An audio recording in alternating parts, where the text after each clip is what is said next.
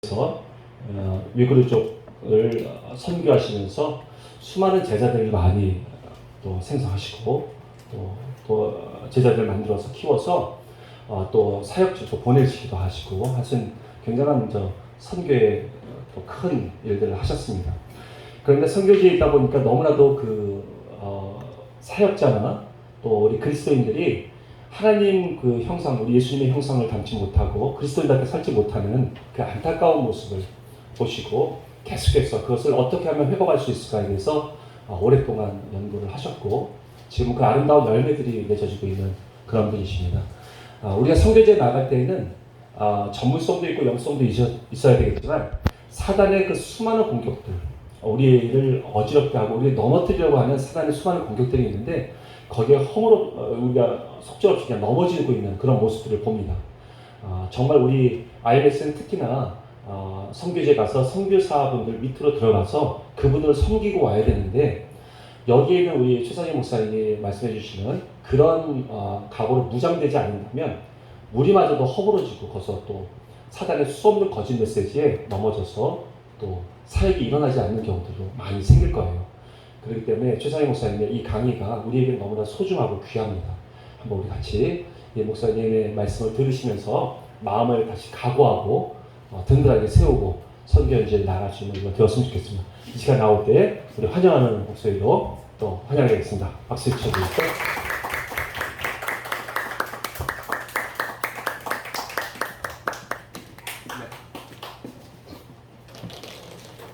올려드릴까요? 먼저 동영상 보시겠습니다.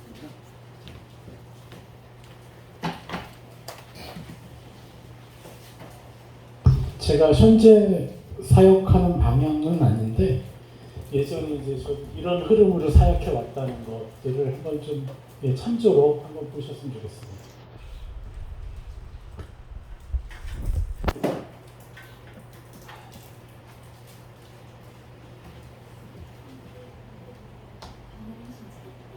오디오 좀 필요해요? 혹시 원래 마이크를 여기다 갖다 대까요?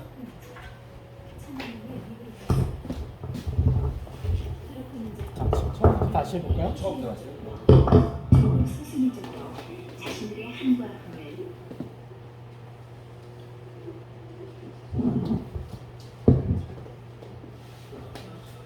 한국의 17배에 달하는 광활한 신자 이곳에 우리와 같은 길을 하는 트루크 민족 1000만 명의 위구르가 있습니다.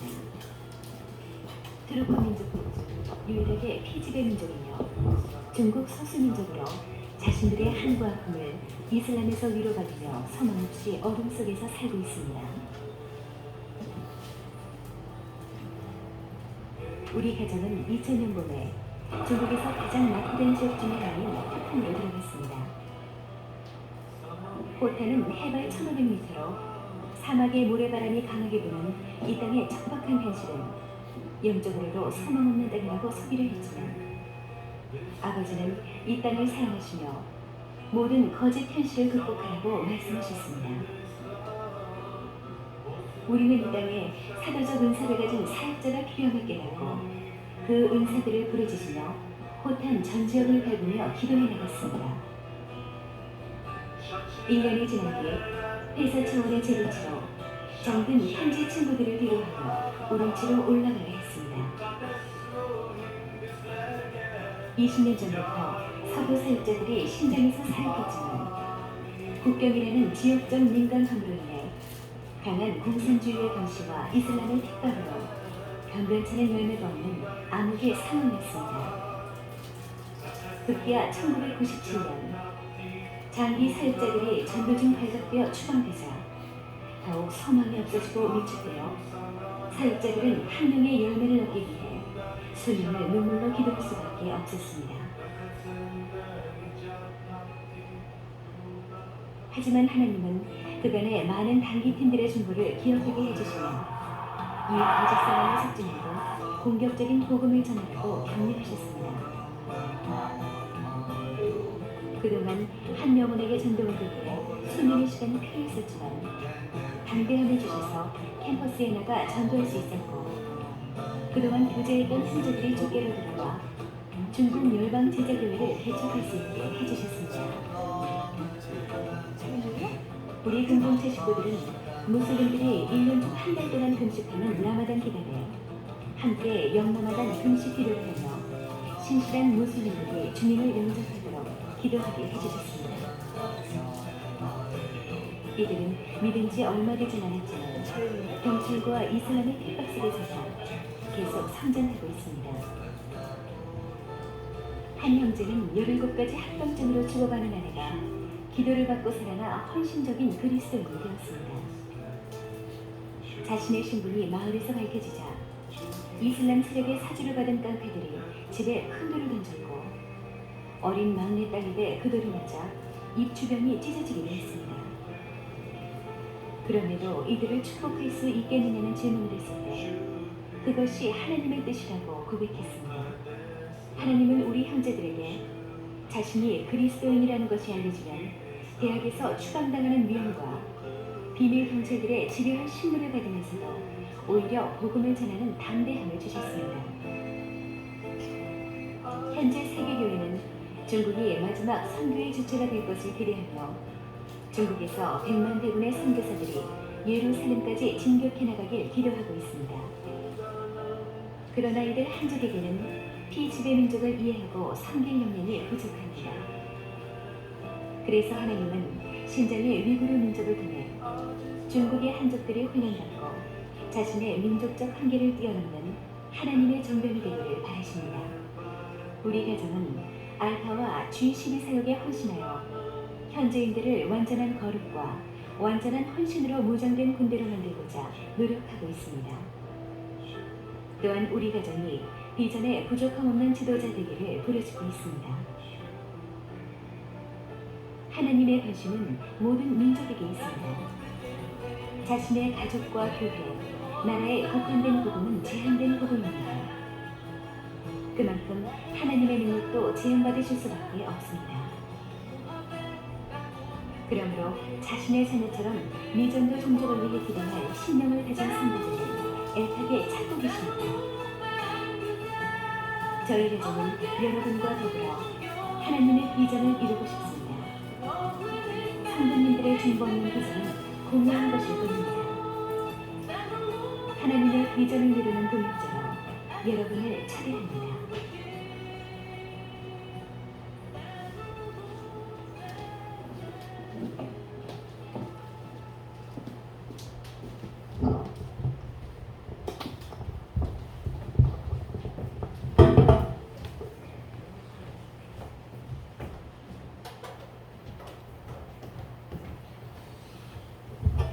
저 동영상이 2006년도에 제가 제작했던 것 같아요.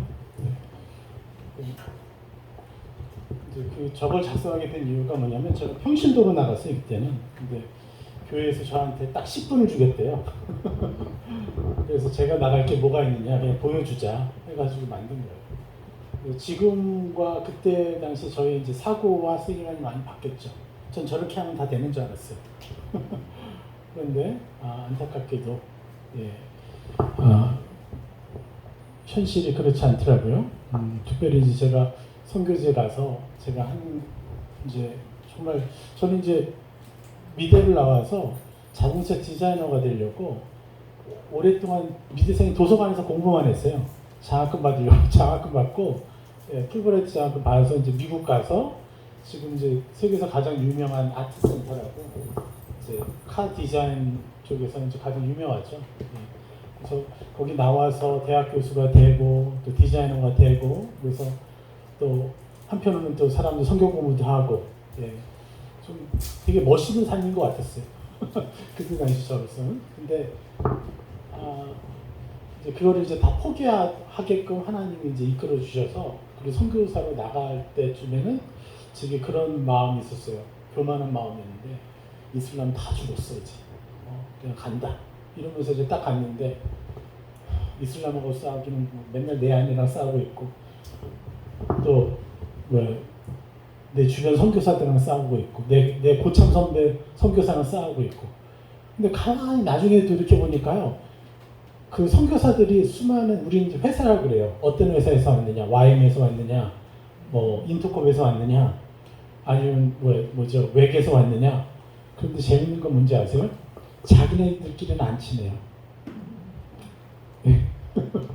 외선교사가 인터콤 선교사는 친하고 이런 식으로 자기 회사 분들, 단체 분들하고는 친하지 않는 걸 보게 됐어요.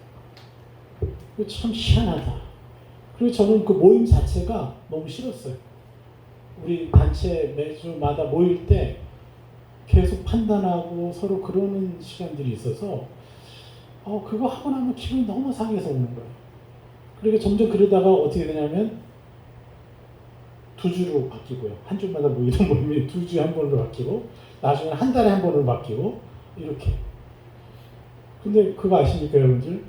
우리 지역에 선신하신 선교사님들이요 굉장히 순수하시고요.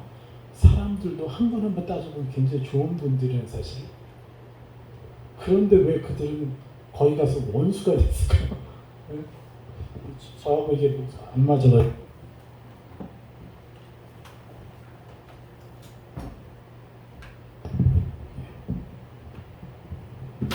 좀 이게 다 낫네요. 이상하다.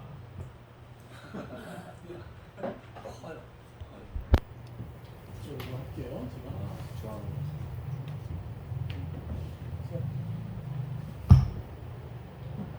다들 순수하게 자기의 생명을 걸고 선교지로 나갔는데 굉장히 중요한 시기잖아요. 그것도 20대 후반에서 30대 초반, 어떤 분들 40대, 50대 그렇게 선교지로 나아갔는데 막상 우리는 누구와 싸움을 해요? 우리가 전도하고자 하는 그 종교와 싸우는 게 아니라 내 가족과 내 형제들, 내 동료들하고 싸우면서 너무나 많은 에너지를 낭비하는 것을 봤어요. 서로 시기 질투하고. 그래서 너무 안타까운 것은 제가 이제 사역적인 열매들이 쭉 나오고 나서부터는요, 어느 누구도 저하고는 사역 얘기를 하고 싶어 하잖아요. 그 사역 얘기를 하면 자기 너무 초라해지니까. 이런 일들을 너무 많이 경험했어요. 그래서 참 안타깝죠.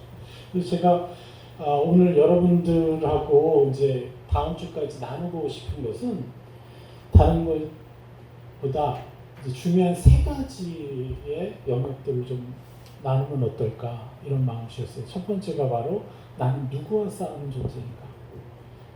내가 선교지에 간다고 선교적인 삶을 사는 게 아니죠.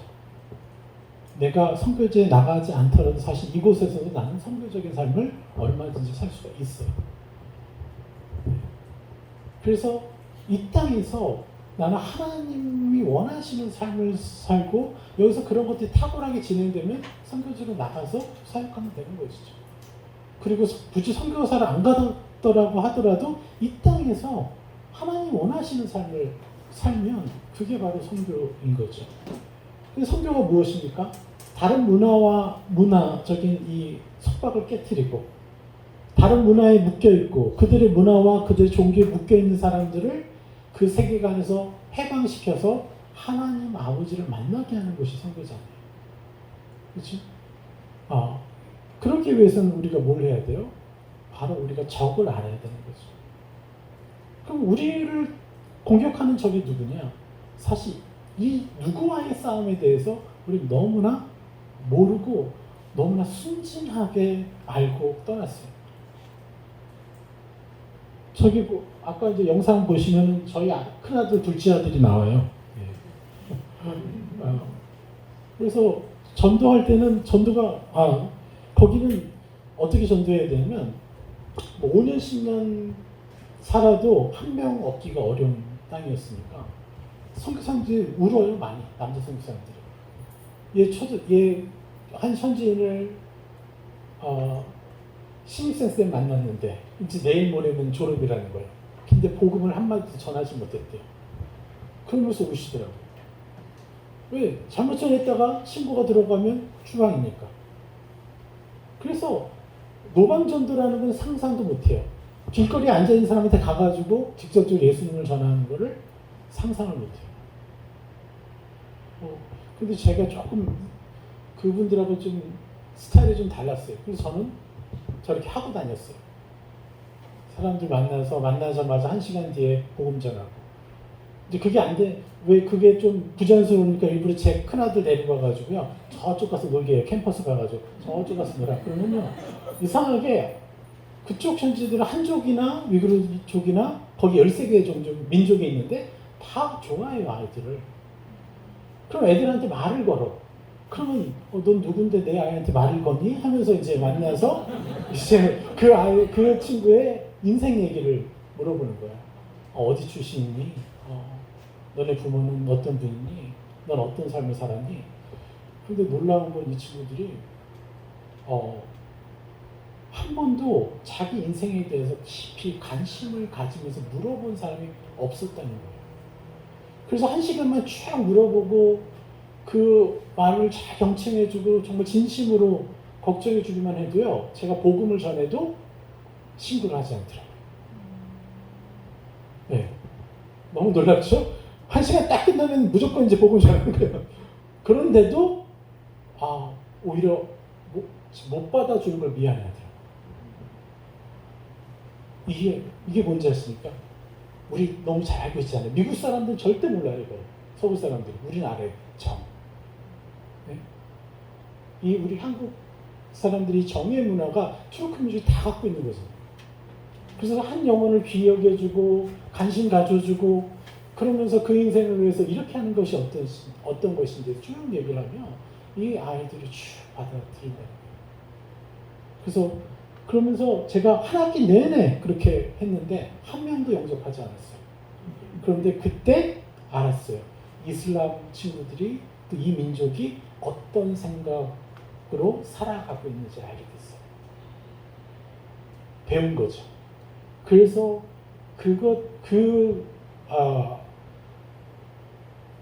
뭐라 그러나 이거를 시행착오라고 그러죠. 그렇게 그들의 사고들을 들으면서 결국 이제 제가 이 책을 이제 쓰게 된 거거든요. 그래서 이 책의 내용이 바로 어떤 문화권이건 어떤 종교건 정말 자신이 어떻게 하면 행복해질까, 어떻게 하면 성공적인 삶을 살까에 대한 그 갈망을 해결해주는 질문서예요. 그런데 제가 여기 한국 들어오기 전까지 제가 뭘 했는지 아십니까? 지금부터 한 5, 6년 전에는 우리 한국 선교사님들 모아놓고요. 이걸 가르쳤어요. 이슬람 사람들을 위해서 만들어놓은 전도책인데 우리 한국인 선교사님들을 모아놓고 이걸 가르쳤어요. 왠지 아세요? 우리 한국 선교사님들은 너무 종교적이에요. 너무너무 종교적이에요. 너무 착하시고 너무 순수하고 열정적이신데 너무 종교적이에요. 그러다 보니까 어떤 세상 사람들이 가지고 있는 어떤 관심에 별로 관심이 없어요. 무조건 하나님을 전하고 그들로 하나님의 제자가 되게 하는 것밖에 없지 정말 그들이 갖고 있는 행복한 삶. 심지어 위구르 사람들한테 제가 물어봐요. 너의 인생의 목표는 뭐니? 답이 없어요. 10분, 20분이 지나도 답을 안 해요, 애들이. 꿈이 뭐니? 답을 못해요. 그리고 또 제가 주로 대학생을 만나잖아요. 대학생은 누구냐면 선택받고도 선택받은 사람들이거든요. 그곳에서. 우리처럼 아무나 대학을 가는 게 아니라 진짜 그 가정이 아니에요. 그 집안 전체에서 한 명 나올까 할까요? 그러면 엘리트잖아요. 근데 그들한테 물어보잖아요. 꿈이 없어요. 꿈이 없는 민족은 어떻게 됩니까? 망한다고 했잖아요.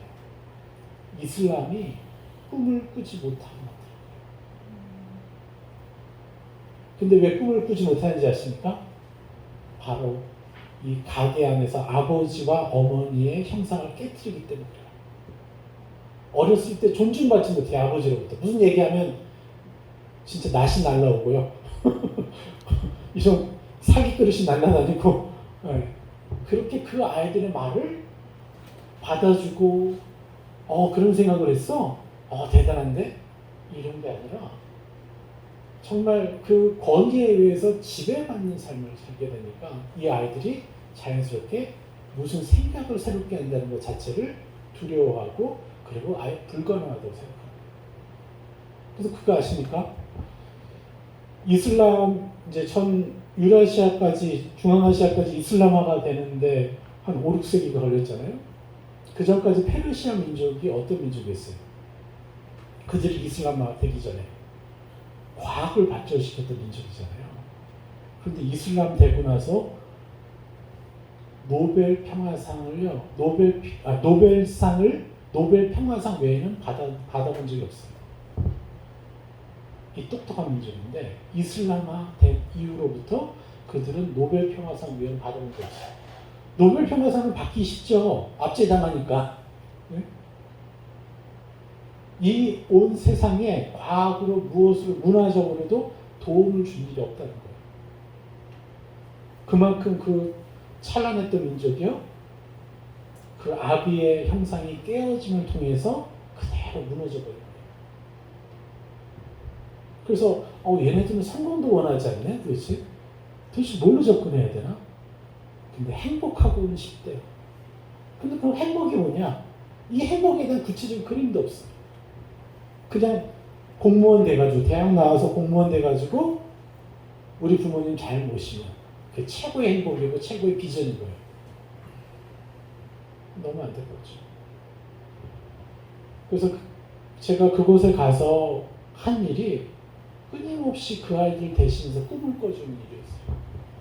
그래서 한 번, 두 번 꿈꿔주고 끝내는 게 아니라 이만한 노트가 있으면 거기에 이제 그 아이들과 만나면서 평가를 내려요. 하나님께 여쭤보면서 내가 이렇게 질문했는데 이런 반응이 있었어요.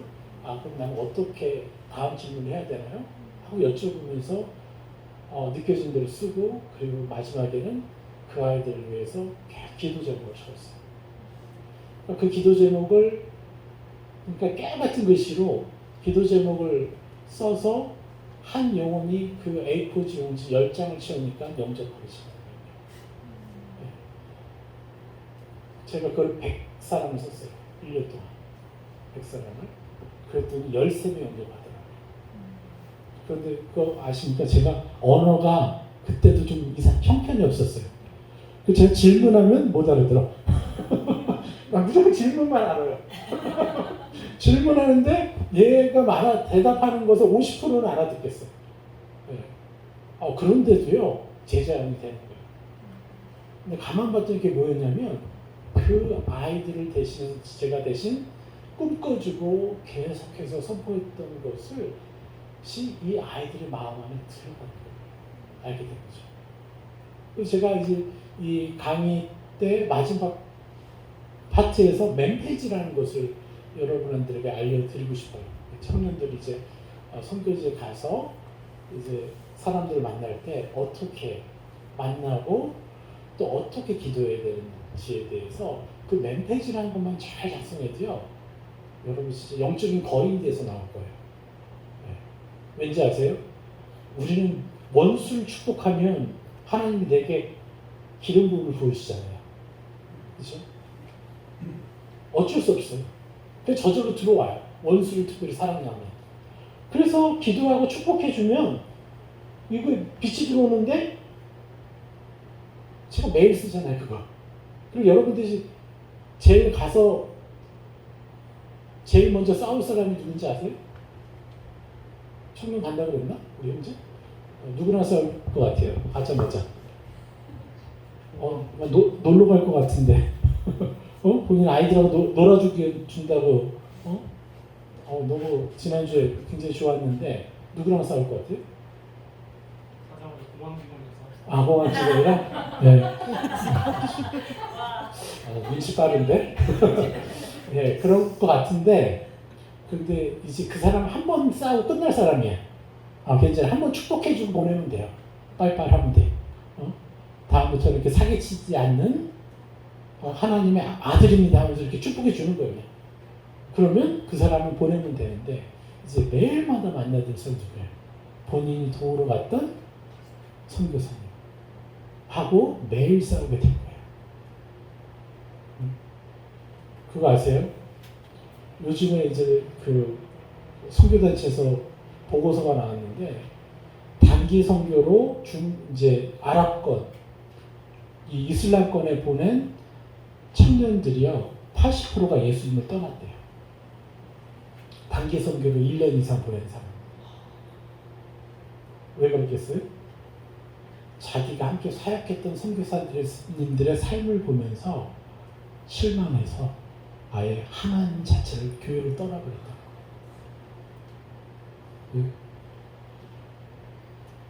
그럼 여기서 답이 나오죠. 선교사들의 80%는 나가지 말았어야 됐어요. 최소 현재 나가 있는 선교사들의 80%는 나가지 말았어야 됐어요.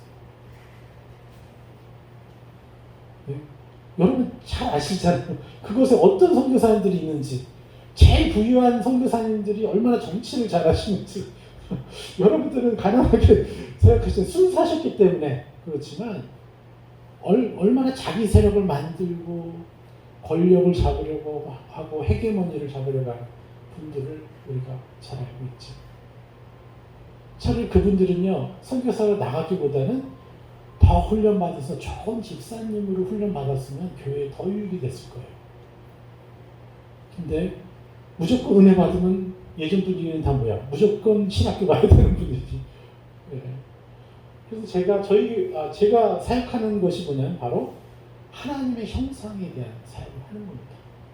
저는 알파고 수도하고 G12 사역도 하고 뭐 그냥 세계적으로 막 유행하는 사역은 다 해봤던 것 같아요. 심지어는 콜롬비아까지 갔어요. G12 배운다고. 네. 그런데도 너무 안타까운 것은 그곳에서 하나님의 형상과 이제 반대되는 것들이 나오는 것들을 보면서 이게 완벽한 답은 아닌데 이것을 알게 됐죠. 여러분 우리가 하는 사역이 뭡니까? 바로 하나님의 천국을, 하나님의 나라를 이 땅 가운데 임재하게 하는 거 아니에요? 그 한 사람 한 사람에게 하나님의 나라를 선물해 주는 거 아닙니까? 그럼 하나님의 나라는 무엇입니까? 바로 하나님의 형상이죠. 하나님의 형상이 빠지면 거긴 지옥인 거예요. 그래서 천국은 계속 천국에 대한 예화가 나오지만 천국은 누구예요?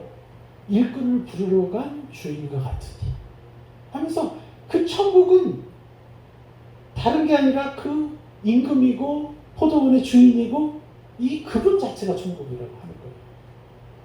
그런데 우리는 사역을 하겠다고 하면서 하나님의 형상을 추구하고 하나님의 형상과 만나는 게 아니라 그걸 배제시킨 이제 사역만 하는 거예요.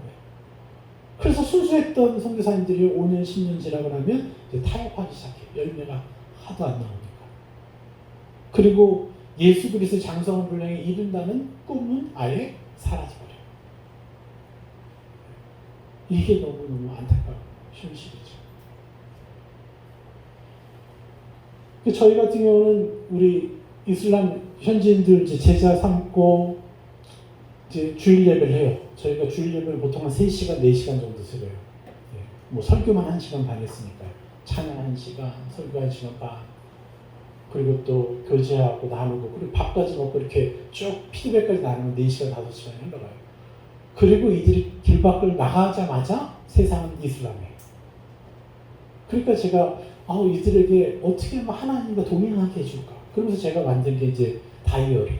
그래서 그걸 들고 다니면서 끊임없이 펴서 하나님을 부르고 또 하나님께 여쭙고 그래서 하나님을 이렇게 시각으로 보이게끔 해주고 싶은 거예요.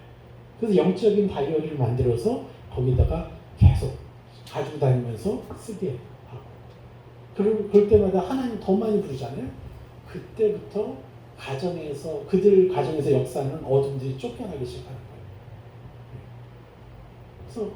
그래서 우리가 그렇게 누구와 싸울 것이냐에 대한 이 본질적인 문제.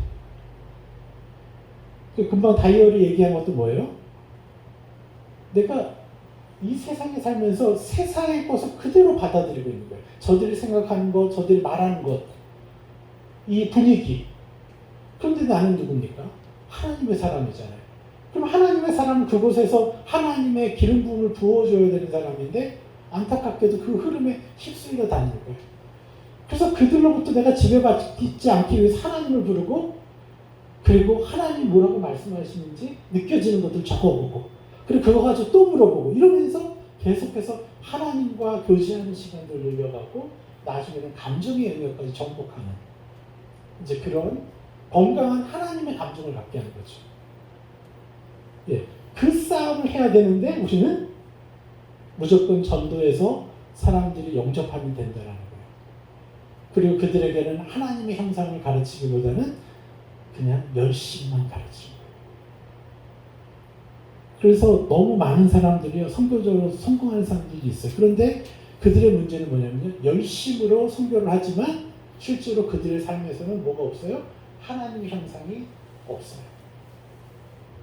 그래서 사역자들의 외적인 삶과 집안에서의 삶이 다르기 때문에 심지어는 선교사님들의 자녀들이 하나님을 떠나요. 심지어는 제가 아는 사역자분의 자녀는요, 게이가 됐어요. 네. 정말 이분은 칭찬받는 분이었거든요. 그 아버님이. 너무 점잖으시고. 여러분 잘 아시죠? 미국에서 PK라는 단어의 뜻을 혹시 잘 아십니까? 패스터 키즈, 목사님 자녀들이라는 단어의 뜻을 아세요? 의미가? 미국에서 사역하는 한인 목사님들의 자녀, 패스터 키즈들은요, 망난이다 라고 정의해요. 이걸 아세요? 왜 그런지 아십니까? 정말 이 이민교회를 하는 거잖아요. 그러니까 얼마나 일이 많겠어요. 그분들은 기본이 공항 픽업부터 시작해가지고 쇼핑까지 다 도와줘요. 24시간을 불태우는 거예요. 근데 너무 지치고 나서 집에 들어오면요, 이제 에너지가 없어요. 그럼 아이들하고 만날 때 사랑을 제대로 주시겠어요? 그리고 그 사역하면서 받는 그 수많은 상처들을 온전히 축복으로 대갚아주지 않고 그걸 가지고 와요, 상처를. 그러니까 그것 때문에 분노하게 되고 힘들어하게 되고, 그 분노가 누구에게 보여줘요? 아이들한테 보여주는 거예요. 그러면 교회에서 아버지는 천사인데 집에만 들어오면 전혀 다른 사람이 보여요. 그럼 아이들은 아는 거야. 저거 쉬우구나. 아, 우리 아버지가 믿고 있는 하나님은 쉬워야 그래요. 이게 기본적인 미국 이민사회에서 말하는 PK의 정의라는 거예요. 그러면요, 그 목사님들이 그렇게 나쁜 사람들인가요? 전혀 그렇지 않죠. 그냥 몰랐었던 것 뿐이에요. 어떻게 삶에서 당하는지를 몰랐었던 것 뿐이에요. 악한 영이 우리에게 어떻게 공격하는지를 몰랐었던 것 뿐이에요. 저도 그걸 몰라서 초반 3년은 아주 그냥 밥 먹듯이 싸웠어요. 제 아내랑 싸우고, 선교사들 비난하느라고 싸우고, 그렇게 비난하고 판단하면 제 안에 그 뭐죠? 분노 조절 장애. 제 안에 분노 조절 장애가 있었더라고요. 이제 와서 보니까 이게 분노 조절 장애였구나. 나는 왜 그러지? 그래서 저는 너무 제가 싫어가지고 진짜 하나님 저 죽여달라고. 저를 바꿔주시지 않으면 죽이십시오. 그래서 그 우리 천사산맥에 올라가가지고 40음식을 했어요. 진짜. 그리고 이제 눈이 감겨서 내려왔어요. 그리고 나서 제가 하기 시작한 게 회개하기 시작한 거예요. 첫 번째 내가 용서를 구하는 게 누군지 아세요? 제 큰아들. 잘 못 알아듣는 아이한테도 안아주면서 미안하다고. 정말 제가 그러고 싶지 않았는데 악에게 내가 끌려다녀서 내 아이에게 상처 준 것들, 이런 것들 하나하나가 다 음식하면서 떠오르는 거예요. 그리고 내가 그토록 미워하고 혐오했던 내 팀장 38일 날에는요, 제가 33일째부터 일어나지 못했어요. 계속 오버히트 하면서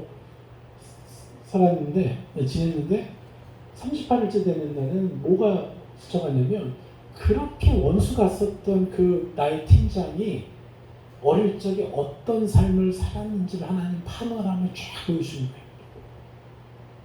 고아처럼 살았거든요. 그래서 이 사람이 너무너무 차가운 사람이에요. 남의 어떤 생각, 어떤 입장을 공감을 못하는 사람이에요. 그래서 저는 맨날 판단했어요. 아니 저렇게 영혼들의 필요도 못 보고 그 감정도 읽어내지 못하는 사람이 왜 선교사로 나왔어 도대체?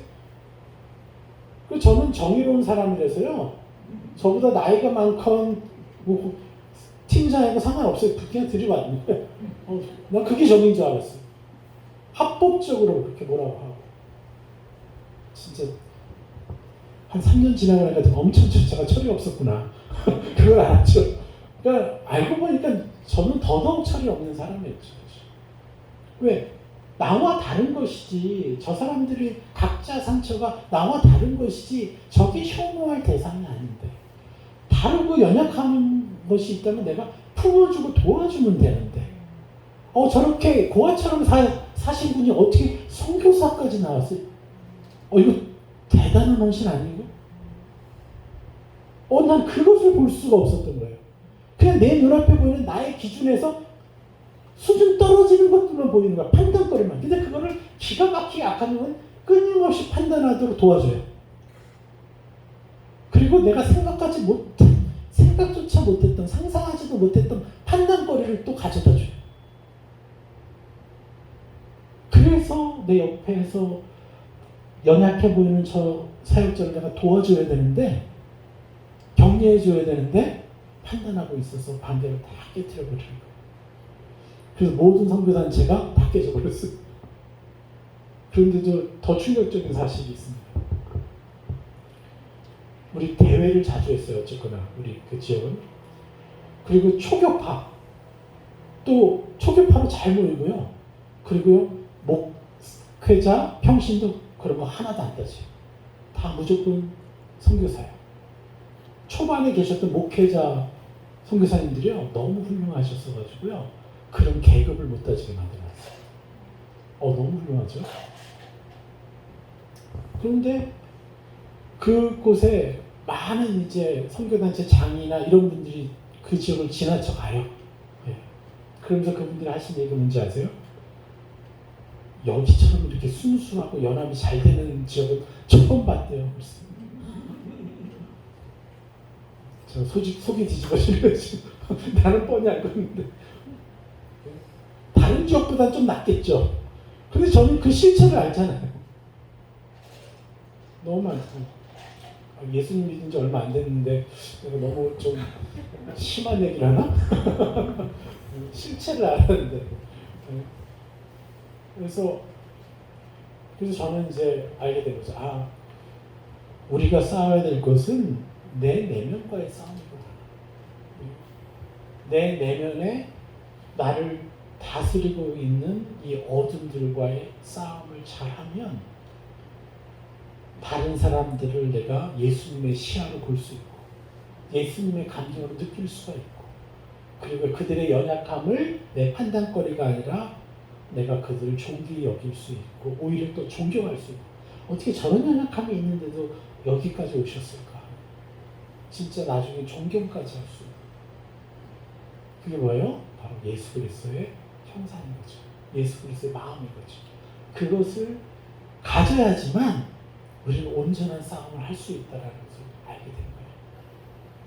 그래서 제가 너무 급한 나머지 하나님이 저한테 우리 그 현지 지역이 모두 추방당하기 6개월인가 1년 전부터 몇 년 전부터 하나님 계속 사인해 주신 거예요. 한국에 나와서 교회를 개척하라. 그래서 그곳에서 15일, 이곳에서 15일 이렇게 번갈아 가면서 사역을 했어요. 여기 와서는 제가 한 번 설교하고 그리고 이제 제가 있는 동안에 계속 태그스쿨을 계속 열었어요. 그리고 돌아갈 때 제가 비디오로 설교 한 편을 뜨고 또 현지로 가서 거기서 또 설교 한 번 하고 또 나머지는 제 아내가 설교하고 그렇게 하면서 두 곳을 사역하다가 이제 거기가 다 갑자기 추방이 당하는 그런 일이 있어가지고 저는 그때 한국에 있었던 것 같아요. 그래가지고 거기 있었구나. 거기 있었는데 저는 왔다 갔다 하느라고 피해를 입지 않았죠. 그러면서 이제 한국에 와서 이 태그스쿨의 뜻이 뭐냐면요. total accompanying with God. 하나님과의 완전한 동행. 이거예요. 그래서 내가 하나님과 늘 사귀는 시간, 친밀히 사귀는 그리스도인들을 만드는 거예요. 그래서 내가 어떤 음란한 생각이 들어왔을 때 그것조차도 하나님께 가져가서 하나님과 대화하면서 그 음란을 깨트리고 그 음란으로 나를 화장속에 한 영혼들을 내가 축복하고 또 내 자신에게 더 거룩한 옷을 입혀갈 때 예수 그리스도께서 뭘 했어요? 간음을 뭐라고 말씀하셨습니까? 마음속에 음욕을 품은 것만으로도 간음 죄를 지었다고 그랬잖아요. 그래서 그거랑 간음을 하지 않는 사람이 됐어요. 어떤 음란한 생각이 들어올 때 그거를 잡아서 쳐낼 수 있고 여러분 이 간음만 하지 않아도 내 마음속에 간음만 하지 않아도 놀고 먹을 수 있어요. 영적으로도. 왠지 아세요? 하나님이 그만큼 민감하게 느껴지기 때문에. 그래서 자꾸 간음을 해요. 마음속에. 그러면요. 내 거룩이 다 뺏겨버리는 거예요. 그래서 하나님을 부르고 싶은 마음도요. 간신히 찾아내야 되는 거예요. 이해가 되십니까? 뭐 간음뿐만 아닙니까? 판단. 누구를 막 판단하고 싶어. 누구를 막 혐오하고 싶어. 이런 것들마저도요. 내 마음에 걸러지는 거예요. 이게 나한테 안 맞아요. 이것이 얼마나 큰 죄인지를 알게 돼요. 그래서 그거를 깨트릴 수가 있게 되는 거죠. 그러기 위해서 어떻게 해요? 하나님 계속 하나님과 동행을 해야 되죠. 그래서 제가 현지인들, 특별히 이슬람 사람들은요, 엄청나게 음란합니다. 그렇게 온 세대가 그래요. 일부 다처제죠. 제자 하나 만들어놨더니 남자 형제가 전도하러 간다고 했다가 여자랑 간음을 해버리고 돌아오질 않나. 그 형제가 와가지고 고백하는 거예요. 사실 제가 전도하러 갔다가 간음하고 왔다고. 육체적으로 그것도. 근데 그것도 감사한 게 뭔지 아세요? 그 형제가 저한테 그렇게 오픈할 수 있는 형제가 아닌데 그걸 너무 가슴 아파서 오픈을 하고 그리고 그걸 싸우면서 결국 멋있는 아버지로 변화가 되더라고요. 그래서 어쩔 수 없는 거예요. 그들의 문화가 그들이 죄악에 빠질 수밖에 없는 그 일을 그래서 우리는 예수님을 영접시키는 것뿐만 아니라 그가 하나님과 완전히 동행하는 사람이 되게 해요.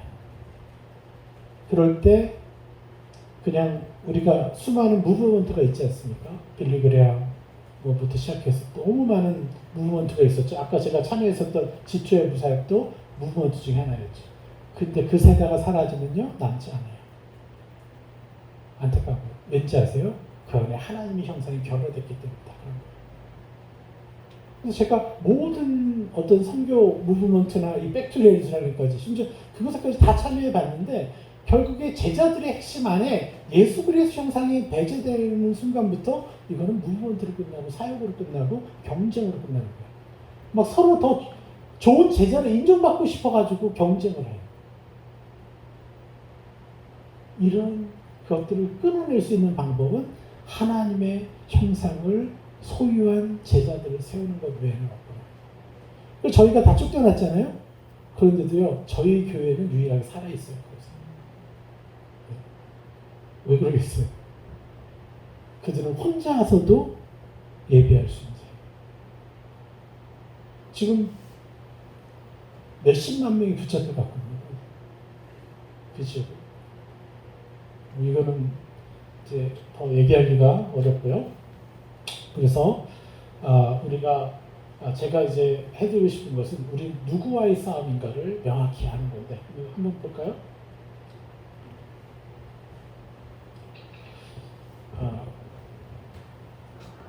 이게 이제 빛이 계셨고 이제 그 빛이 뭐죠? 사람들에게 이제 비치는 그러니까 천지창조를 얘기하는 겁니다. 그리고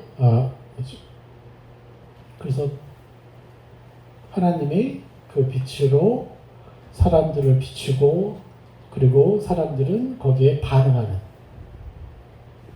예. 그럼 이제 서로 뭘 하여? 친밀한 교제를 나누는 그런 관계였죠. 아담과 하와.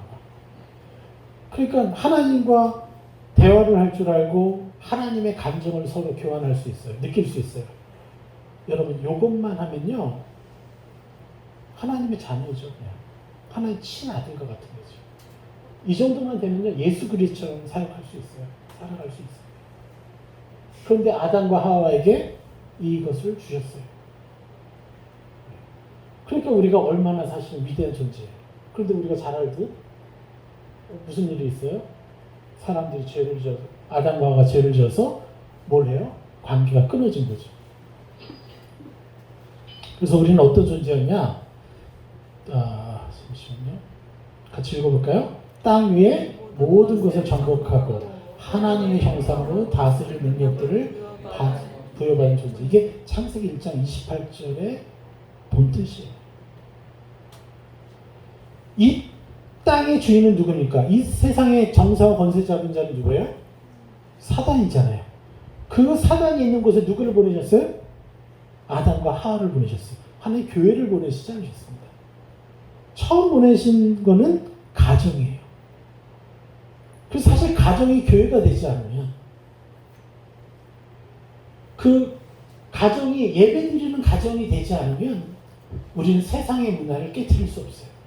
유대인도 이 자기의 시골적인 사고와 하나님 놀라우신 그 섭리를 그 문화와 언어로 다 받아들이는 사람들인데도 불구하고 이들이 종교화된 이유가 종교화됐죠. 왜? 율법을 자기 의로 삼고 살았기 때문에. 그래서 교만해졌잖아요. 그런데도 왜 크리스천 문화는 없는데 유대 문화는 있냐? 끝까지 유대 문화는 살아남느냐? 매일마다 그들은요 예배드리기 때문에. 그래서 사실은 가정은 교회보다 더 우선시돼야 돼요. 교회는 그 가정이 행복해지도록 도와줘야 되는 서브 역할을 해야 되는 거예요. 그래서 그들이 아버지 역할을 제대로 하고 어머니 역할을 제대로 할 수 있도록 도와주는 것이 교회여야 한다는 거죠. 자꾸 교회에 와가지고 헌신해라, 뭐 홍사해라 막 이런 거 시키는 게 아니라 아버지, 어머니로서 뭘 해야 되는지 가르치고 교회 나와서 내 남편을 위해서 어떻게 기도하고. 왜냐? 혼자서 기도할 때는 잘 안 되니까 같이 모여서 남편을 축복하고 자기 아이들 축복하고 이런 것들을 해 나가니까 저희 교회 교인들 가정 다 바뀌어가고 있잖아요. 전 지금도 자신 있어요. 저희 교회 평신도들 선교사로 보내도요 일단백해요. 제가 사역했던 그때보다 영성이 더 뛰어나요. 그 증거가 뭔지 아십니까? 원수 같은 자기 남편을 축복하고 있어요. 네? 네? 사랑해주고 있고 격려해주고 있고. 네, 그럼 누굴 못하겠어요? 네? 우리 목회자의 특성이 있죠. 여러분 제가 아버지 학교 가서 배운 건데 목회자의 특성이 뭔지 아십니까? 김일성은 사랑해도 자기 아내를 사랑하기 힘든 존재가 목회자라고 그러죠. 이게 엄청난 아이러니죠. 김일성은 사랑할 수 있어요. 피상적이기 때문에. 근데 내 아내는 24시간 내 앞에 있어서 나와 부딪혀야 되는 존재. 그런데 나와 부딪히고 내가 부려먹어야 되는 게 아내인가요? 아니면 내가 섬겨야 되는 존재가 아내인가요? 가장 가까이 있는 사람을 섬길 줄 모르는데 내가 목회를 한다라는 것은요 교회가 커지면 더 위험한 거예요. 그래서 그럼 저는 어떤 사람이겠어요? 저도 엄청나게 제 아내랑 싸웠던 사람이라고 그러잖아요. 그래서 아무리 도저히 왜 그러지? 나 정말 착한 사람인데 저 정말 선비처럼 살았거든요. 결혼하기 전까지는. 굉장히 거룩한 청년인 줄 알고 내 스스로 감탄을 하면서 살았는데 이건 내 안에 이 분노 조절 장애가 있을 줄이야. 네. 그것도 아주 큰 사건이에요. 제가 제 아내에게 사소한 걸로 싸우다가 그날은 너무 화가 나가지고 제 아내를 정말 제대로 보복하고 싶더라고요. 그래서 아까 보여줬던 스크린의 큰아들, 그때는 이 아이가 1년 조금 지났을 텐데 그 아이를 안고요 벽으로 돌진했어. 벽으로 던져가지고 죽여버리려고. 그 정도로 제가 제 분노를 참지 못했어요. 참 너무 안타깝죠. 그런데 성령께서 딱 막아주신 거예요. 그래서 도저히 안 되겠더라고요. 내 힘으로 도저히 안 되겠더라고요. 그래서 하나님 정말 그날 펑펑 울었어요. 저는 늘 얘기하지만 제 아들을 위해서 죽어줄 수 있거든요. 대신. 그런 사랑이 있는데 왜 나는 이 나에게서 나오는 이 감정은 무엇인가? 근데 이게 나만의 문제가 아니에요. 많은 목회자들, 많은 선교사들이 가지고 있는 문제예요. 그래서 거룩한 하나님이 나라를 위해서 달려나가겠다고 하는데 그게 안 되고 또 수많은 공격이 들어오고 또 그 위치에 있다 보니까 이 테리토리얼 스피릿, 스피리추얼 테리토리얼 스피릿, 그죠? 이 뭐죠? 지역의 영들, 그들이 더 공격하고. 그러니까 어떻게 돼요? 몇 배로 더 공격을 받으니까 분노가 더 나오는 거죠. 만약에 한국에 살았으면 들러갔을 거예요. 우리를 깨트려야 그들이 자기 나라를 보존할 수 있어요. 그래서 선교사님들이 자기가 원치 않는데도 그런 좋지 않은 모습이 계속 나오니까 너무너무 힘들어 하셨던 것이죠. 그래서 저도 이제 그런 상황에 직면했고, 그래서 하나님, 그때도 제 교회가 한 20여 년 됐어요. 지금 몇백 년 선교 역사 중에서요, 저희가 가장 많은 열매를 맺은 거예요. 그런데 제 양심이 이건 아닙니다. 제가 제 삶도 변화시킬 수 없는 사람이 교회를 세운다고 이게 무슨 의미가 있습니까?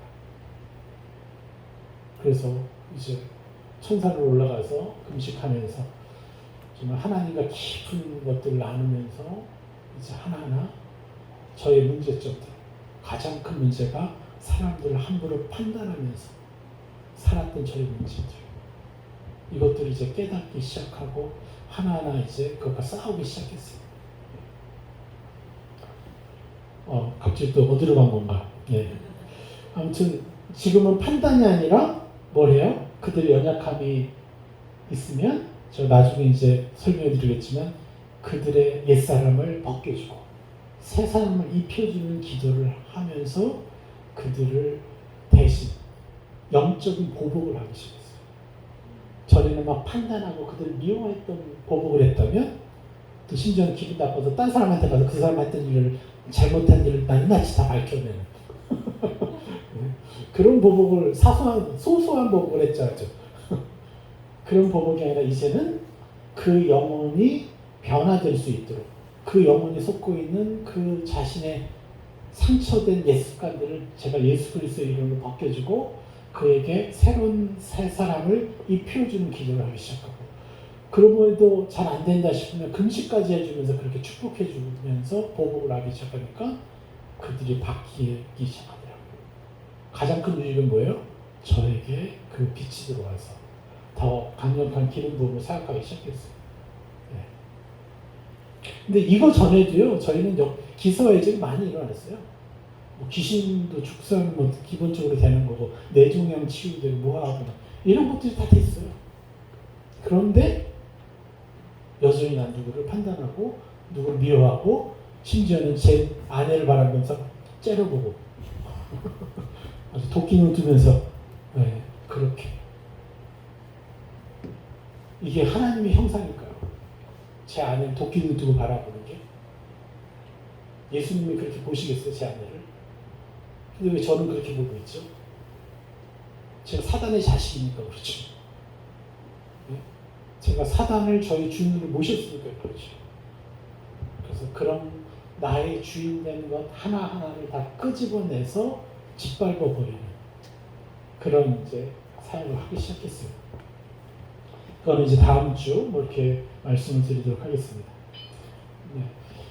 그 모든 게 뭐냐? 이런 놀라운 능력을 가진 존재가 왜 그렇게 그걸 까맣게 했고 악의 하수인으로 했느냐? 바로 하나님과 우리가 교제하는 것이 막혀있기 때문에 그게 바로 사단의 전략이에요. 계시록 20장 10절 말씀입니다. 바로 사단의 하수인이 바로 누구냐면 짐승 그리고 거짓 선지자예요. 짐승은 뭐겠어요? 그러니까 이 짐승과 거짓 선지자가 붙잡히고 나서 이제 사단이 힘을 잃어버린 거예요. 오른팔 왼팔이 잘려나가니까. 그래서 마지막에 사단이 잡혀요. 예. 그 사건을 얘기하는 거예요. 그러니까 여기서 나오는 거죠. 아, 사단의 군대 체계가 이렇구나라는 거. 그리고 이들 밑에 이런 이제 부대가 있고 거짓 선지자 밑에 이런 부대가 있다라는 거죠. 근데 짐승이 뭐냐? 여러분 잘 아시죠? 권력, 예, 뭐 이건 뭐죠? 음란, 돈, 풍요, 명예 이런 것들로 우리로 하여금 하나님이 아니라 그것이 나의 우상이 되게 하는 것. 이걸로 짐승을 통해서 사람의 마음을 매주인이 되는. 이게 바로 세상의 영이죠, 짐승이. 그리고 거짓 선지자는 뭐냐? 이걸로도 안 돼요. 짐승 가지고도 안 돼요. 왜요? 세상에 전 세계 사람들 일부 조사해봤더니 10명 중 3사람만 무신론자래요. 7명은 뭔가 어떤 신이라도 마음에 두고 있거나 믿고 있거나 인정한다는 거예요.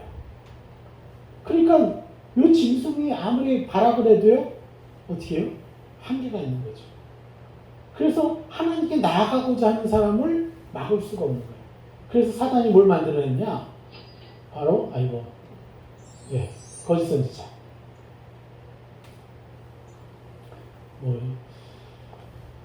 이게 뭔지 아십니까? 바로 거짓 빛을 만들어내는 거예요. 광명의 천사들.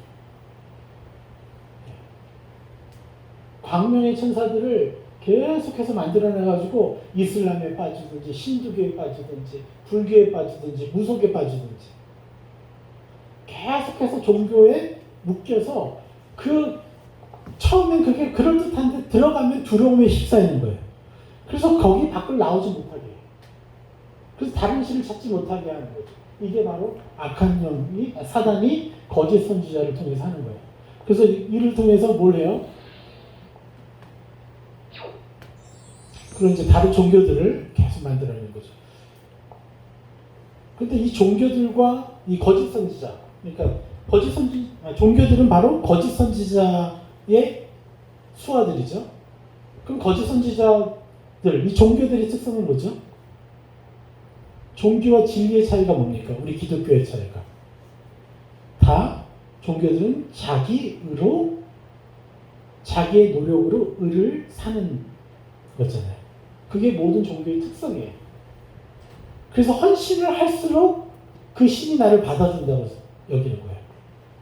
그런데 우리 하나님은요, 자기 의입니까? 하나님의 은혜입니까? 하나님의 의잖아요. 철저히 하나님의 은혜 때문에 우리가 천국 가는 것이지, 하나님의 자녀가 된 것이지, 우리의 노력으로 우리가 의인되거나 천국을 갈 수가 없는 거죠. 오로지 예수 그리스도의 그 희생.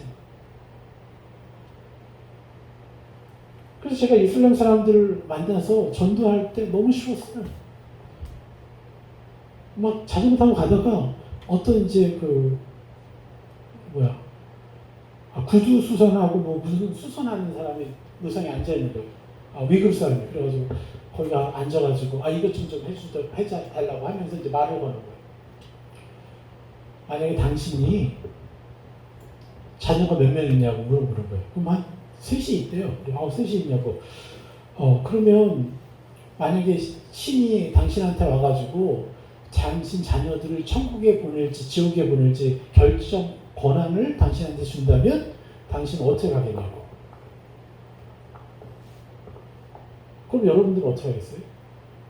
그 신이 자녀들을 천국에 보낼지 지옥에 보낼지 결정권을 준다 그러면 우리 한국 사람은 당연히 다 천국에 보내지 이러잖아요. 이것도 기가 막혀. 대답을 못해요, 이 사람들이. 왠지 아세요? 자기 율법에 걸려요. 이들은 평생을 두 천사가 자기를 따라다닌대요. 잘못한 거 적은 천사 왼쪽, 잘한 일을 적은 천사 오른쪽. 그래서 죽어봐야 안 돼요. 그걸로 저울을 딱 적어가지고 요걸로 결정난대요. 그 눈째로 본 거 하나 때문에 지옥 가는 사람이 있어요. 그래서 그거 한 번만 안 했으면 되는데 이게 진짜 말장난인지. 그래서 제가 그냥 너희도 종교적으로 생각하지 말고 너가 아버지로서 어떻게 하겠니? 그러니까 그럼 당연히 천국 보내야지. 왜? 그러니까 아버지잖아. 그래? 근데 당신 아들 중에 당신을 막 때린 아들이 있다면 당신 어떻게 하겠냐고. 그렇지. 천국 보내야지. 왜? 내가 아버지잖아. 예. 피조물의 사랑이 큽니까? 피조물의 사랑이 커요? 피조물을 창조한 참신의 사랑이 커요? 피조물 중에 아무리 멋있는 아버지가 있어도 그 아버지의 사랑이 크겠어요? 창조주의 사랑이 크겠어요? 그런데 우리 아버지들도 못된 아버지들일지라도 마지막에 아들을 천국 보낼지 지옥 보낼지 할 때는 다 천국 보내겠죠. 아무리 인성이 깨어진 아버지들일지라도. 근데 우리 하나님은요, 뭘 하시겠어요? 다 천국 보내시죠.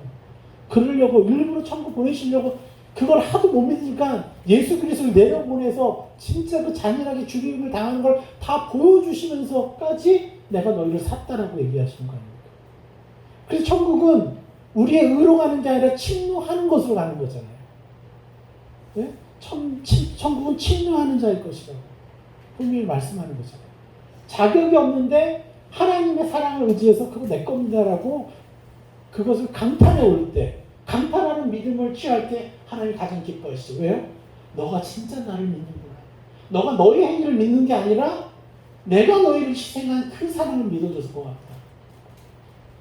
이게 천국을 침노하는 자의 것이라고 생각합니다. 그렇죠?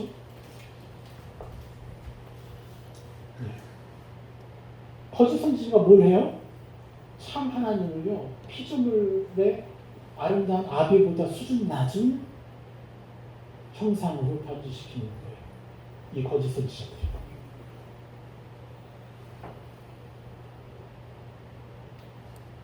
그래서 이 세상에 너무 많은 종교가 있죠. 너무 많은 종교가 있습니다. 이 종교들이요, 신에 대해서 어떤 이미지가 있느냐? 두려움. 이슬람은요, 특별히 공의, 헌신. 근데 그 안에 뭐가 없어요? 아버지의 사랑보다 수준 낮은, 의붓 아버지만도 못한 그런 사랑의 수준으로 끌어내린 거예요. 이게 바로 거짓 선지자가 행하는 겁니다. 그리고 이 거짓 선지자가 지금 어떻게 행하고 있어요? 바로 교회에서 행하고 있다는 거. 교회 안에서 우리 목회자들이 하나님 아버지 형상을 누리지 못하게 만들고, 그래서 되게 무서운 하나님으로, 그리고 헌신을 강요하는 하나님으로 자꾸 그것을 주장질할 때, 네. 어떻게 해요? 경건의 능력은 부인하고 경건의 모양만, 그래서 두려움과 고아의 영으로 하나님 아버지를 섬기게 하는, 예수를 섬기게 하는 것. 이게 바로 사도 바울이 디모데에게 이 초대교회를 거룩하게 유지시키기 위해서 이것을 조심하라. 경건의 능력은 부인하고 경건의 능력만을 강조하는 거예요. 이것을 깨트리라는 거죠.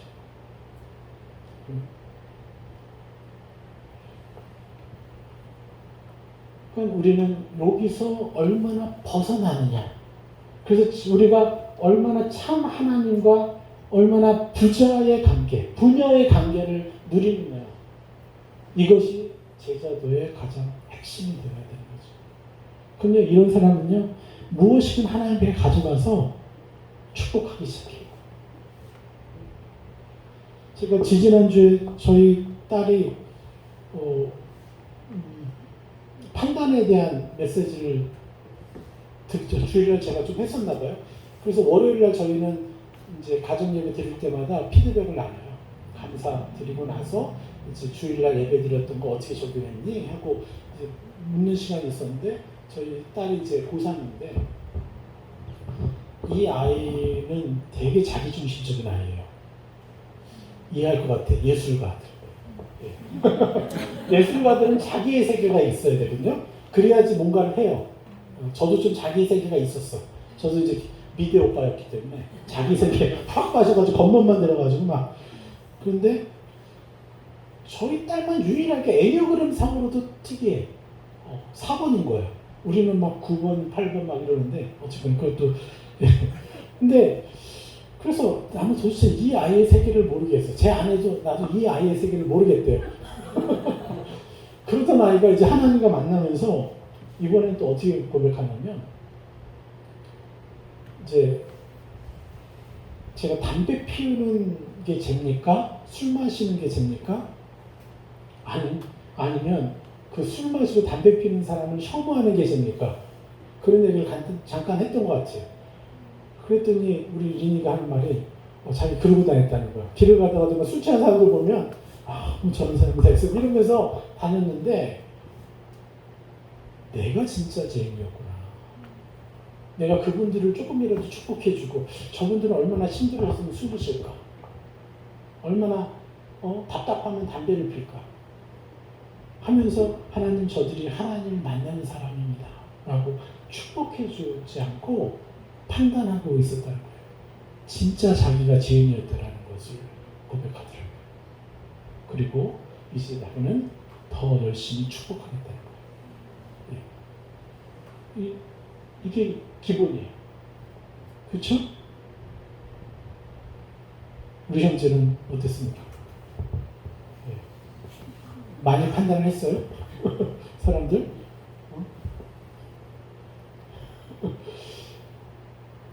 예전에 그런 게 있어요. 제가 나중에 깨달은 건데 저는 횡단보도를요 지금은요 잘 안 지켜요. 막 지나다녀요. 제가 중국에서 오래 살아서 그런지 몰라도 의미 없다. 지킬 건 지키지만. 근데 예전에 제가 어떤 사람인지 아세요? 횡단보도를 한 번도 어긴 적이 없어요. 제가 선교사가 되기 전까지. 그런데요, 제 엄마한테 짜증은 수도 없이 했어요. 고등학교 때. 힘들어가지고. 맨날 새벽 4시에 일어나서 학교 가야 되고 밤 12시에 돼서 들어오고 그러니까 맨날 짜증. 근데 우리 엄마는 그걸 다 받아줘. 근데 어느 날 알게 된 거예요. 내가 신호등 1000번 지킨 그 선보다 내 엄마한테 짜증낸 게 더 무겁다는 걸 이해가 되십니까?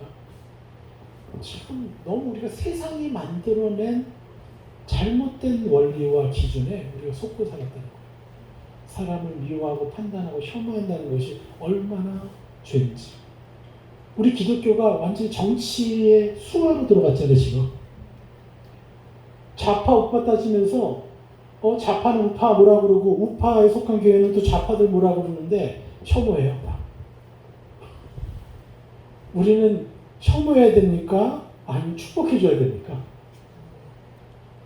우리에게 가진 권세는 축복 외에는 없어요. 우리가 가진 이 보복의 칼날은 축복이에요. 우리가 축복해줘야 어둠이 떠나가니까 보복이죠. 그런데 세상 사람처럼 똑같이 처벌을 하고 있어요. 그럼 우리는 뭐예요? 교회가 종교의 이 정치의 노예로 사는 거죠. 너무 안타까운 현실인 거죠. 그게 다 뭐예요?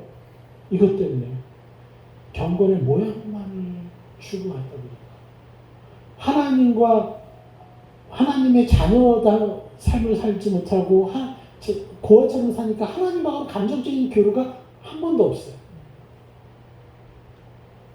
이런 생각이 들고 저런 생각이 드는데 그런 생각이 들 때마다 하나님께 물어보질 않아요. 그리고 들어보려고 하지 않아요. 그리고 듣는다는 것을 위험한 일이라고 가르쳐 왔어요. 그러면서 나는 하나님의 말씀을 듣는다 하면서 이상한 사람들 많이 나왔기 때문에 그죠? 그래서 저희가 그 기준을 만들어낸 것이 바로 그 성품을 가르치는 거예요. 하나님의 형상에서 68가지의 그 찬란한 형상을 다 가져와서 저희가 매주 주일날마다 가르치는 거예요. 사람의 성품이 아니라 하늘의 성품을 가르치는 거예요. 그러니까 지금 우리가 얼마나 했나? 한 1년 했나요? 선포한 지? 넘었나? 그래도요, 벌써 궁율만 지금 9째 주 해요. 궁율의 그 형상만으로도. 너무 할 게 많고, 너무 찬란해서. 이 궁율하면서 저희가 밝혀낸 거예요. 혐오가 얼마나 거룩한 죄인지. 하나님의 사람에게. 누군가를 혐오할 때 내가 어두워진다는 것. 어둠이 나를 장악한다는 것. 이런 것들이 다 어디서 와요? 경건의 능력은 부인하고 모양만. 경건의 능력이 뭡니까? 하나님의 형상이 예수 그리스도 장성한 분량이 우리 안에 있어서 예수 그리스도 장성한 분량만큼의 생각을 하고 감정을 느끼고 행동하게 하는 겁니다. 이게 우리가 살아가는 목적이 되어야죠. 이 땅에서 우리가 어디만큼 예수 그리스도 장성한 분량에 도달했느냐? 이것이 우리의 상급이죠, 첫 번째. 그러다 보면 주변은요 저절로 전도가 돼요. 그리고 내가 죽어도요 그 사람들은 더 잘할 수 있어요. 상관없는 거예요. 무브먼트로 끝나지 않는 거예요. 이거는 오히려 저는요 분노 조절 장애였죠. 또 아버지하고도 좋은 교제를 나눴던 그런 추억이 없죠. 그러니까 부족한 아빠라는 거예요. 그런데 내가 그걸 갈고 닦고 하면서 그러면 조금 덜 상한 아버지 형상을 보여주니까 우리 아이들은 더 멋있는 자녀들이 되겠죠. 그러니까 상관없어요. 그리고 저로부터 배움받는 사람들은 실제로 그들이 가진 또 다른 인생이 있잖아요. 그들의 강점과 저의 강점이 합쳐지면 저보다 더 탁월한 사람이 되지 않겠습니까? 그게 기대가 되는 거죠. 그래서 이 부분들 우리가 거짓 선지자로부터 당하고 있다. 그래서 그것을 깨뜨리는 방법은 하나님의 형상을 내가 빼앗는 거예요. 내 것이라고. 내가 노력해서 얻으면 그게 빼앗는 겁니까? 아니죠. 빼앗는 건 뭐예요? 내가 노력하지 않았는데도 그것을 내 거라고 주장질하는 게 빼앗는 거잖아요. 근데 천국은 뭐라고요? 침노하는 자인 거. 그 침노가 헬라어 원어로는요 강탈하다라는 거죠. 빼앗아서 내 거인 척해요. 저희가 살았던 지역이 되게 추워요. 영하 막 30도까지 올라가요. 그리고 4개월이 겨울이에요. 근데 오늘 제 아내가 우리 재빈이랑 이렇게 길을 가는데 재빈 이제 유모차 태워서 이렇게 가는데 유모차에서 그 뭐죠? 장갑이 떨어졌어요. 떨어져서 나중에 안 보여요, 그것도. 그리고 한참 보니까 저쪽에 있는 거예요. 그래서 다시 가가지고 이제 그걸 가지러 가는데 어떤 남자분이 그걸 잡더니 그냥 가는 거야. 주워서. 그래서 그 우리 거라고 그랬더니 모른 척 하는 거죠. 강탈이죠. 근데 이해도 돼. 저렇게 좋은 걸 처음 봤어. 저게 한국에서 가져간 거니까. 그러니까 이 아버지는 자기 누군가한테 주고 싶겠죠. 지금이야 뭐 감사하지만 그때는 그 문화가 너무 충격적이었죠. 지금 감사하죠. 그걸 누군가 쓸 수 있다는 것이. 그리고 그때 그 분을 위해서 축복할 줄 알았으면 얼마나 더 좋았겠어요, 사실. 하나님의 것도요, 그렇게 강탈하는 것입니다. 제가 어떻게 음란을 이겼냐면요, 뭐 어떤 여자를 보는데 저 여자는 섹스하고 싶은 마음이 막 드는 거예요. 그럴 때 너 나 아니야. 예수 그리스도 이름 거절하고 어떻게 선포했는지 아세요? 나는 어떤 여인을 봐도 이제는 어떤 여인도 아니야. 이성이건 동성이건 어떤 사람을 보더라도 나는 예수 그리스도의 그 사랑의 마음으로 바라보는 자입니다. 라고 끊임없이 입었어요. 그러니까 이제는요 그런 상상이 오려고 그럴 때 딱 끊을 수가 있어요. 그리고 쳐낼 수가 있게 됩니다. 그러면서 모든 음란, 판단 이런 것들이요 되게 떠오르지도 않을 뿐더러 떠오르면은 저는 뭐래요? 그것을 나한테 공격했던 그 부대를 초토화시키는 기도를 할 수가 있죠. 이게 예수 그리스도의 자녀가 가진 권세라는 거예요. 제가 이런 막 음란한 얘기하고 하잖아요. 그럼 사람들 막 당혹스러워요. 막 거룩한 곳에서. 근데 실제로 우리는요 24시간 내게 오는 내 마음속에 내 생각에 들어오는 내 감정에 들어오는 수많은 어둠의 갈망들이 있잖아요. 이거는 아무도 얘기 안 하고 그저 거룩. 도대체 그 거룩은 어디 있는 건가 모르겠어요. 그걸 깨트려야 진짜 거룩이 우리 것인 거죠. 또 자매님들이 제일 힘든 게 뭐예요? 비교, 시기, 질투. 저 사람이 나보다 잘하면 정말 힘들어 막. 나보다 예쁘면 더 싫어. 이럴 수 있죠. 그런데 나보다 더 잘하는 사람이 있을 때 저도 기분이 나쁘더라고요, 사실. 이 자리에 괜히 나왔다. 이럴 수 있었는데 그때마다 저는 어떻게 천국을 침내냐면 나는 나보다 잘하고 나보다 뛰어난 사람이 있으면요. 그보다 더 행복해하는 사람이에요. 더 기뻐하는 사람입니다. 천국의 형상을요. 내 것으로 침노하고 그리고 저 사람이 더 잘 되라고 축복해주는 사람이에요. 그러면 누가 잘 되겠어요? 저는 하늘의 축복을 하니까 그 피지도 누구한테 오겠어요? 저한테 오죠. 좀 더 뛰어난 삶을 살게 되는 거죠. 이렇게 쉬운 방법이 있는데 우리는 시기 질투하고 이렇게 사는 거예요. 그럼 시기 질투하다 보면 뭐가 있어요? 내 안에 어둠이 또 주인 돼가지고 날 장악해주잖아요. 그래서 이 거짓 선지자는요, 우리가 새벽기도 얼마나 잘 나오느냐, 금요 철야 얼마나 잘 나오느냐, 주일 예배 얼마나 잘 나오느냐, 약속 시간 지키느냐고 지금 이거가 너무 중요한 거예요, 이들에게는. 이게 건강한 신앙생활이 아니라는 거예요. 우리는 내가 어디에 있고 하나님과 교제하면서 있느냐, 하나님과 데이트하면서 살아가고 있느냐. 이게 바로 경건의 능력이에요. 그럴 때마다 나는 다스릴 게 보이거든요. 그 사람들을 어떻게 축복해 줄지 그게 보이기 때문에.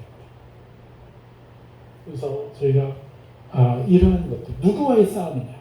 바로 내 마음에 들어오는 생각, 감정, 의지와의 싸움인 거예요. 근데 이건 우리가 혼자 할 수 없어요. 그래서 하나님과 항상 교제하는 자가 돼요. 그래서 사단이 뭘 했어요? 이걸 막은 거예요. 사단이 공격해 들어오니까 아담과 하와가 하나님을 찾았습니까? 안 찾았습니까? 안 부르잖아요. 그들은 지금 당장 하나님 부르면 하나님 내려오실 수 있거든요. 그런데 그의 교만함이 이 아담과 하와로 하여금 하나님을 부르지 못하게 했어요. 우리가 하나님께 이 모든 것을 가져가지 못할 때 우리는 어둠에 당하기 쉽거든요. 제가 이걸 가르친다고 해서 평생 잘 갈 거라고 도전 못합니다. 이해가 되십니까? 이 땅은 사단이 정사와 권세를 가졌기 때문에. 그래서 우리는 겸손히 매일마다 그분 앞에 나아가야 돼요. 그러니까 그분과 데이트해야 돼요. 그러나 감사한 건 뭐냐면 난 하나님하고 하지 않으면 죽을 것 같아요. 지금 삶의 의미가 없어요. 그래서 하나님을 못 부른다는 것은 상상이 안 가요, 이제. 그런데도 세상이 너무 재밌잖아요. 이거 할 것도 많고 저거 할 것도 많고. 그래서 교만하면 안 되는 거예요. 그래서 우리는 그냥 하나님을 섬기는 관계가 아니라 하나님과 데이트하는 관계가 돼서 그것이 가장 나에게 행복한 것이 되고 기쁨이 되게끔 내가 천국을 침노하는 자가 되면요 훨씬 더 쉬운 삶을 살아요. 제가 이것을 온전히 이제 누리게 된 게 40살 정도부터 됐어요. 한 10여 년부터. 그때부터 제 인생이 너무 가벼워지는 거예요. 와, 이것도 해결되네, 저것도 해결되네. 그러니까 해결이라는 것 자체가 모든 어둠이 싹으로 이렇게 없어지는 것을 경험하게 된 거죠. 우리 조금 쉬었다 할까요? 네. 그 다음